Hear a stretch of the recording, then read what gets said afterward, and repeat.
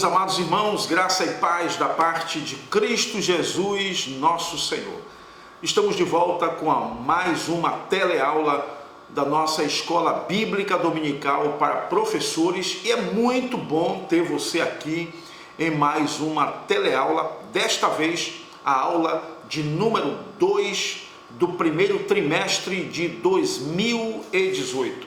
E é sempre bom lembrar que neste trimestre nós estamos tratando sobre a supremacia de Cristo, fé, esperança e ânimo na carta aos Hebreus. E hoje nós já vamos para a segunda lição. E eu quero aconselhar você a ter o livro que dá subsídios para esta lição, para este trimestre, melhor dizendo, que é o livro que traz o mesmo nome desse trimestre, A Supremacia de Cristo. O livro, tanto quanto o comentário da lição, é do nosso irmão José Gonçalves, como eu falei no vídeo anterior.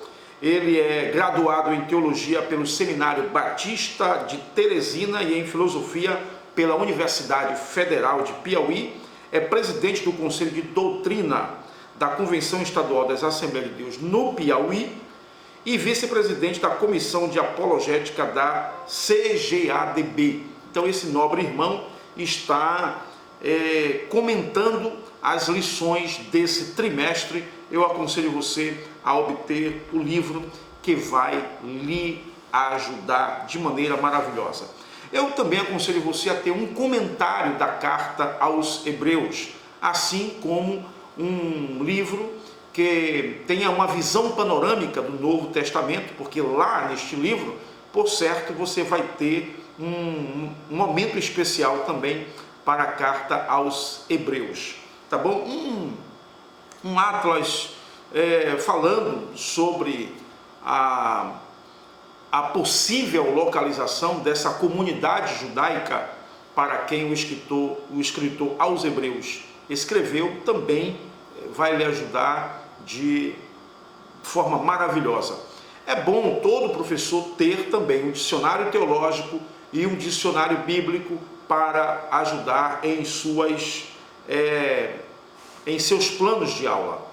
Eu quero lembrar para você que existe uma obra de Champlin, que é o Novo Testamento interpretado versículo por versículo. Então, ali você tem uma obra mais aprofundada sobre a carta aos Hebreus, e isso vai enriquecer mais ainda a sua visão. Muito bem, o tema desta lição, de número 2, é uma salvação grandiosa. O texto bíblico que embasa este tema está em Aos Hebreus, capítulo 2, versículos de 1 a 18. É todo o capítulo, todo o segundo capítulo dessa carta aos Hebreus. O texto áureo desta semana diz: como escaparemos nós, se não atentarmos para uma tão grande salvação, a qual, começando a ser anunciada pelo Senhor, foi-nos depois confirmada pelos que a ouviram. Hebreus capítulo 2, versículo 3. E a verdade prática diz o seguinte: a salvação não é algo dado ao crente compulsoriamente. O cristão é exortado a ser vigilante e não negligente em relação a essa dádiva recebida. Uma coisa que é boa nessas lições é que sempre vem uma orientação pedagógica para que você possa elaborar a sua lição com mais tranquilidade. E essa orientação são os objetivos que eles sempre colocam aqui. Tem o objetivo geral e o objetivo específico. O objetivo geral é explicar que a salvação não é algo dado ao crente compulsoriamente. Por isso, ele deve ser vigilante e não negligenciar a graça recebida. É justamente o texto geral, ou melhor, o objetivo geral é justamente aquilo que está expresso na verdade prática. E os objetivos específicos são aqueles que nós traçamos a fim de alcançarmos o objetivo geral. Isto é, para eu chegar a esse objetivo, eu preciso traçar um caminho. E quais são esses caminhos? Quais objetivos eu devo traçar para me levar a esse objetivo geral? E o primeiro é mostrar a grandiosidade da salvação divina. O segundo é discutir a necessidade da salvação. E o terceiro é saber que a salvação pela fé em Cristo é eficaz. Então, este é o seu desafio para este domingo, dia 14 de janeiro, lição de número 2, cujo tema é uma salvação grandiosa. Lembre-se que o nosso vídeo, ele é produzido a fim de dar subsídios para o professor da escola bíblica dominical da classe de adultos. Portanto, eu não vou nesta aula destrinchar para você os 3 objetivos específicos desta lição.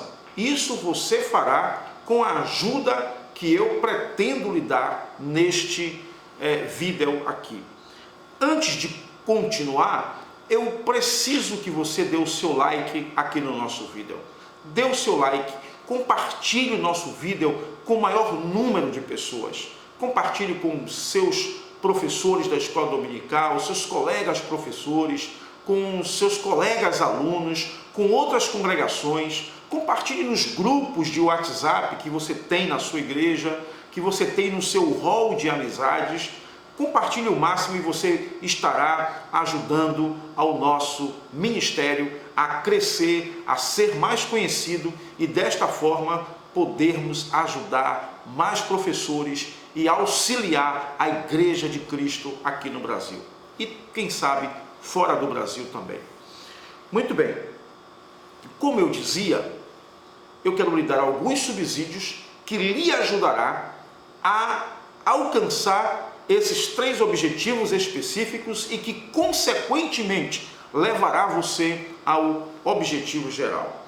Então, a primeira coisa que eu quero chamar a sua atenção aqui é a ilação entre o argumento do capítulo 1 e o argumento do capítulo de número 2.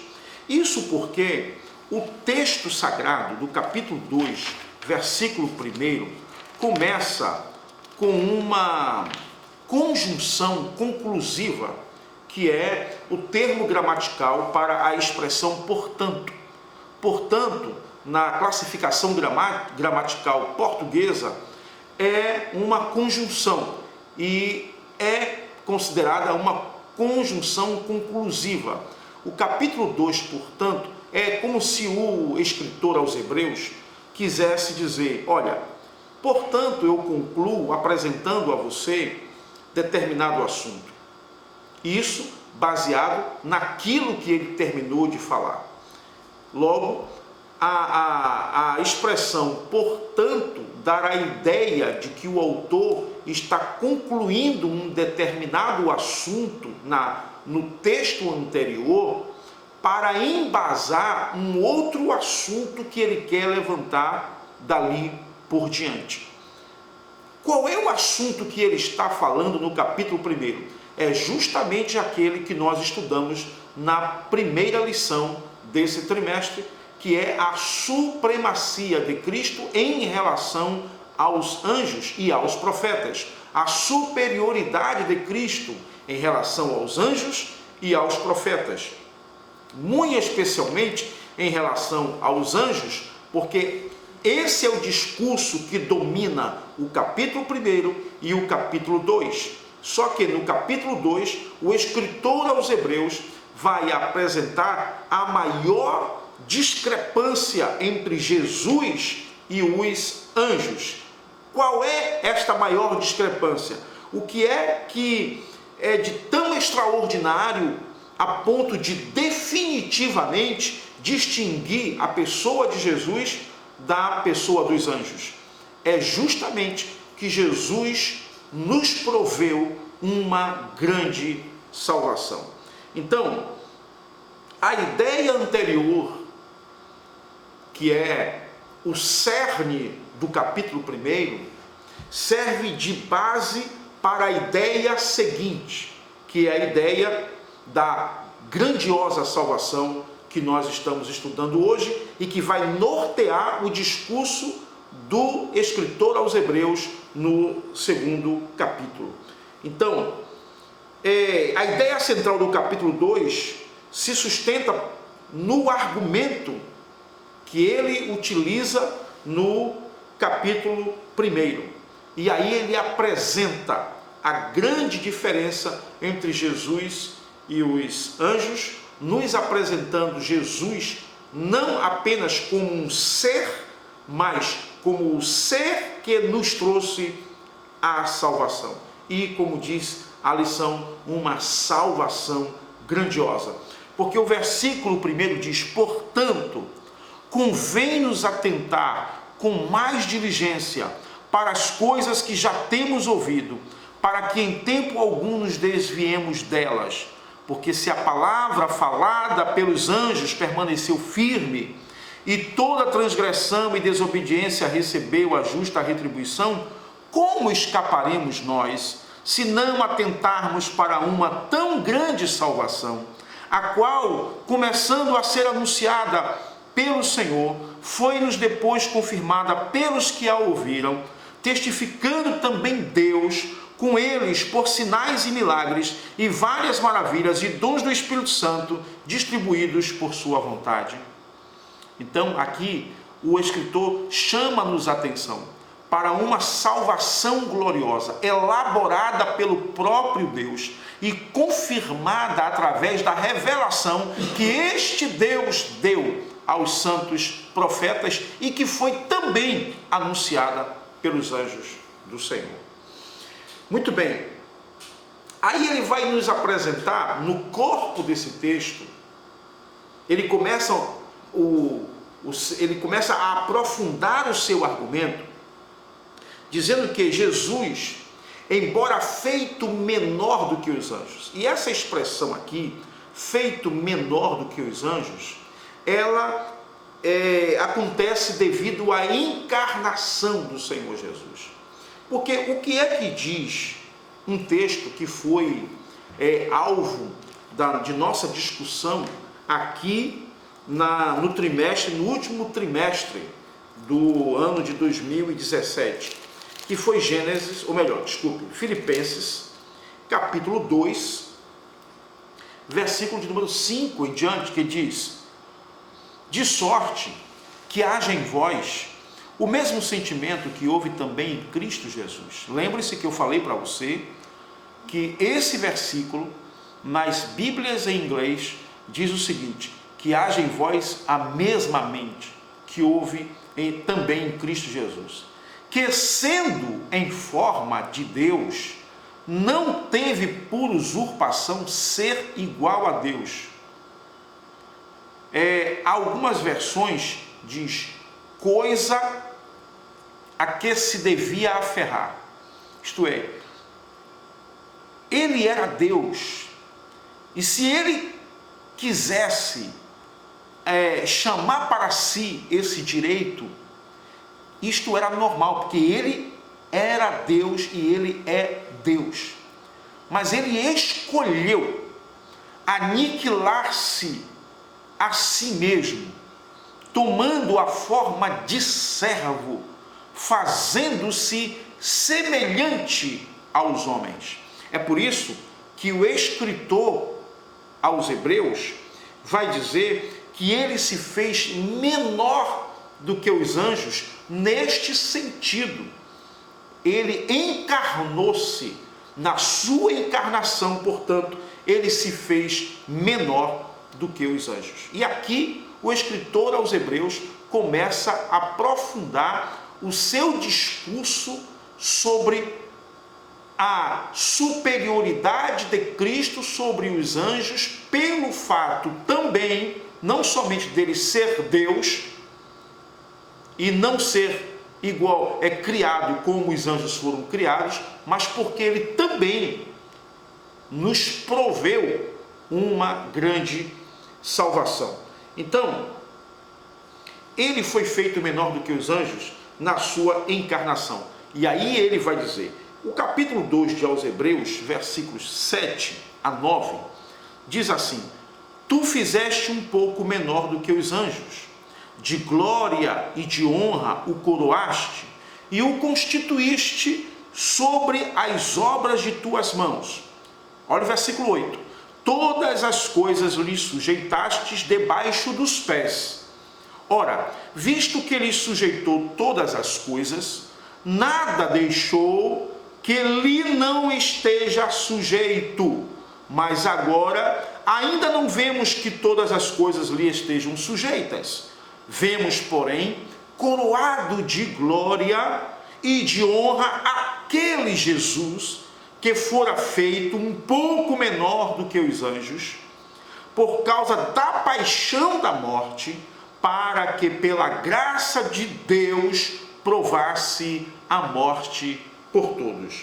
Então, esse Jesus, que foi feito um pouco menor do que os anjos, ele se distingue dos anjos, porque na sua encarnação ele proveu uma grande salvação para nós, e por causa disto, diferentemente dos anjos, porque esta é a discussão, a superioridade de Cristo e a salvação, conforme muito bem atentou o comentarista, o nosso querido pastor José Gonçalves, é o grande diferencial aqui. Os anjos são anjos, ministradores, enviados por Deus. Jesus é o Senhor que nos proveu uma grande salvação. E por causa dessa sua encarnação, por causa desta sua humilhação, o texto diz que ele foi coroado de glória, do versículo 7 ao versículo 9. Coroado de glória e feito Senhor sobre todas as obras de Deus. Glória a Deus.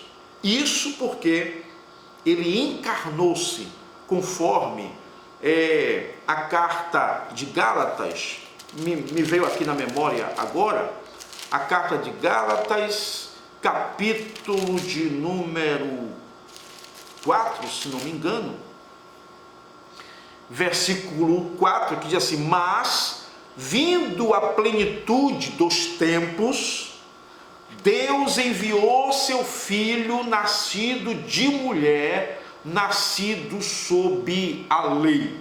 E o apóstolo está falando desta encarnação gloriosa de nosso Senhor Jesus Cristo.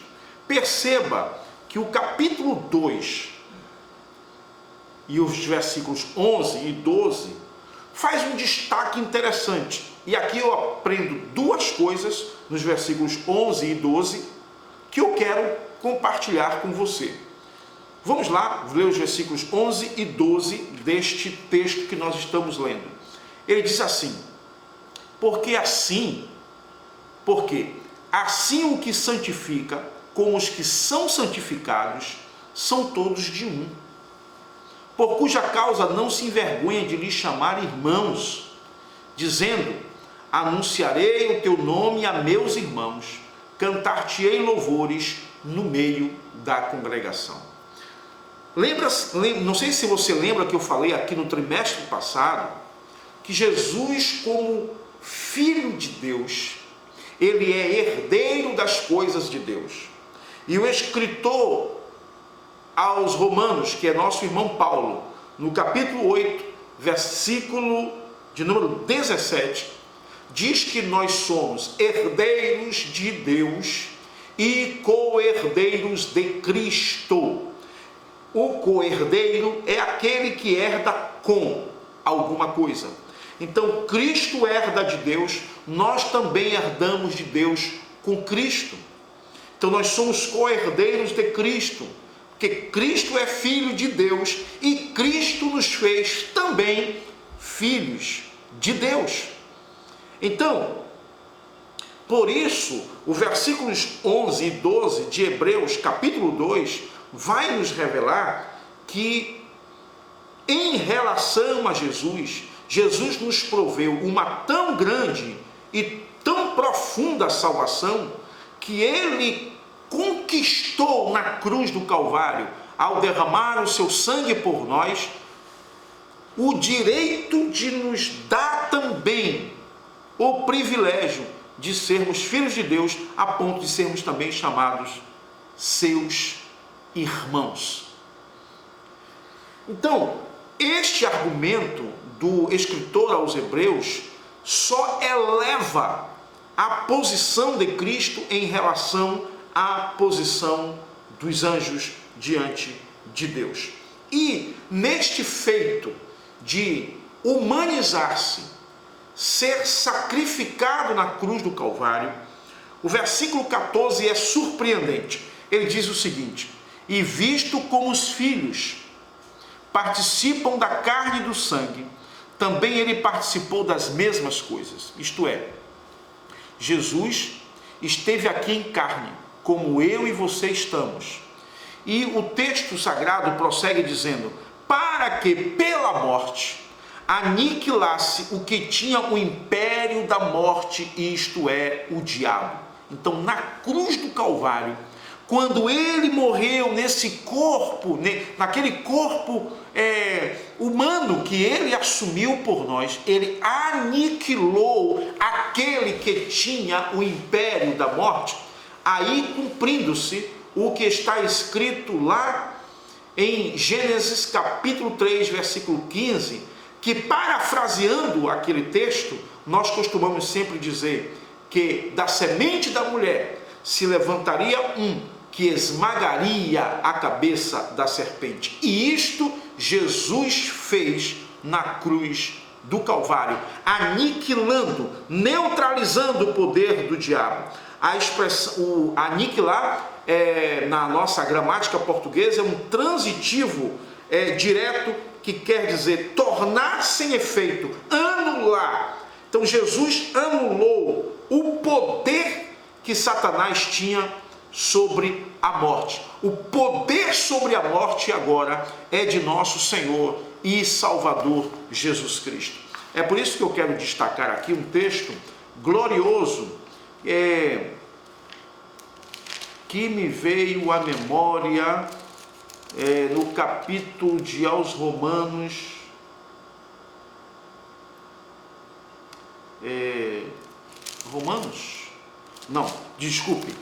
Primeiros Coríntios, aquele famoso texto,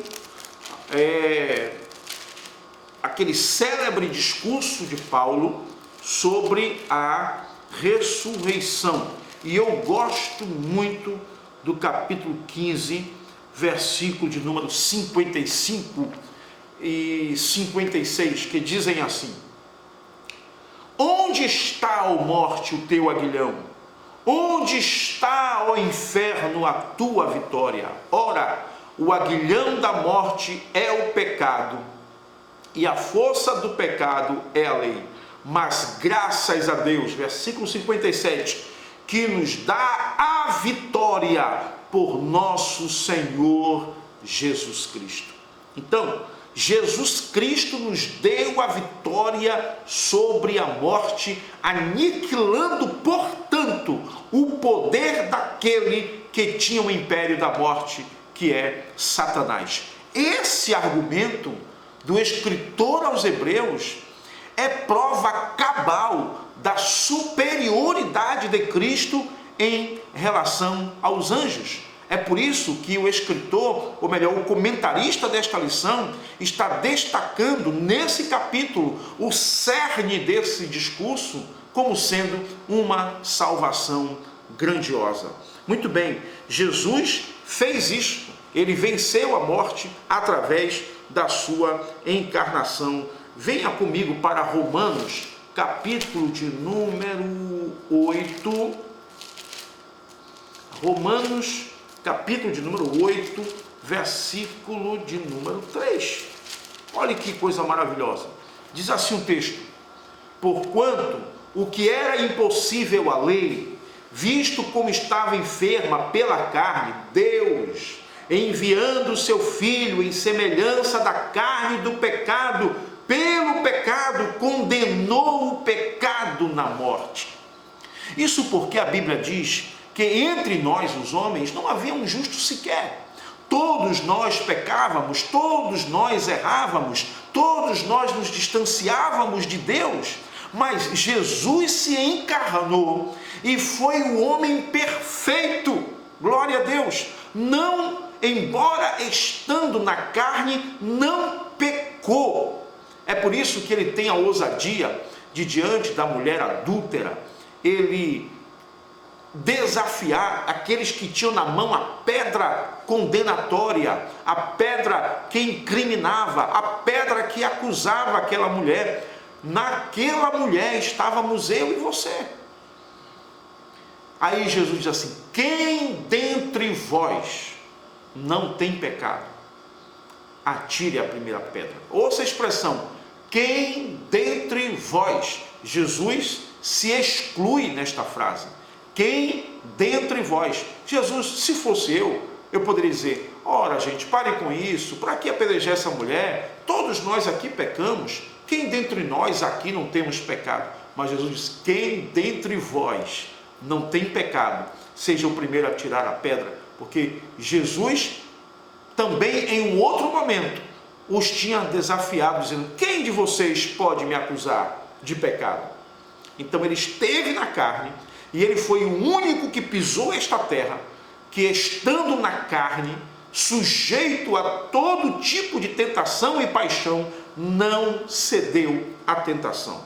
E é o que está em Hebreus, capítulo 2, vamos lá, versículos 17 e 18, que são os dois últimos versículos desse texto, que diz assim: pelo que convinha, que é o texto da nossa lição, que em tudo fosse semelhante aos irmãos, para ser misericordioso e fiel sumo sacerdote naquilo que é de Deus, para expiar os pecados do povo. Porque naquilo que ele mesmo, sendo tentado, padeceu, pode socorrer aos que são tentados. Por que ele pode socorrer aos que são tentados, se ele também passou pela mesma tentação? Muito bem, vamos para o capítulo 4 de aos Hebreus. Me permita procurar aqui na minha Bíblia, aos Hebreus, capítulo de número 4, versículo 15. Olha o que diz o texto: porque não temos um sumo sacerdote que não possa compadecer-se das nossas fraquezas, porém um que, como nós, em tudo foi tentado, mas sem pecado. Então veja a superioridade de Jesus em relação aos anjos. Ele é capaz de descer das mansões celestiais, de aniquilar-se a si mesmo, de assumir a forma de homem, andar entre os homens na mesma carne, sofrendo as mesmas tentações, sendo atraído pelas mesmas fantasias e pecados que os homens são atraídos, mas sem pecar diante de Deus. O capítulo 9 deste mesmo livro de aos Hebreus, o capítulo 9, versículo de número 28, diz assim: assim também Cristo, oferecendo-se uma vez para tirar os pecados de muitos, aparecerá segunda vez sem pecado aos que o esperam para a salvação. Então, ele esteve entre nós, ele não pecou, embora tivesse sido tentado, embora tivesse passado pelas mesmas tentações que nós, mas ele não cedeu à tentação. Por isso, Cristo agora volta. É por isso que nós temos que voltar para o versículo de número 7 ao 9, que por causa disso, por causa desta, vamos usar aqui um termo que acredito que não chega nem a descrever, mas vamos usar aqui um termo, essa façanha, essa proeza. Por causa disso, o versículo 7 diz: tu o fizeste um pouco menor do que os anjos, de glória e de honra o coroaste, e o constituíste sobre as obras de tuas mãos. Ele foi coroado de glória, todas as coisas lhe sujeitaste debaixo dos pés. Então, o versículo 9 diz: vemos, porém, coroado de glória e de honra aquele Jesus que fora feito um pouco menor do que os anjos. Por isso, ele é superior, por isso ele foi coroado, por isso ele é digno de honra, por isso ele é digno de glória, por isso ele é Deus. Aleluia! É por isso que aos Filipenses, capítulo 2, ele usa o mesmo argumento. Olha o que ele vai dizer. Versículo 8.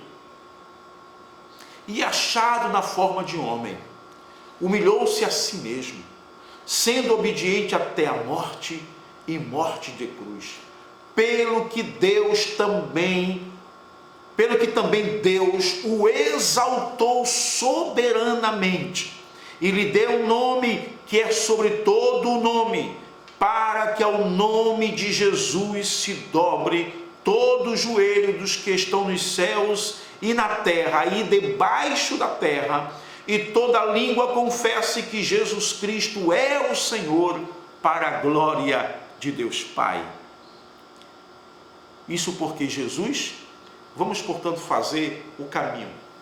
Deus, no princípio com Deus, como ele disse: Pai, glorifica-me tu agora, com aquela mesma glória que tinha contigo, antes que o mundo fosse criado.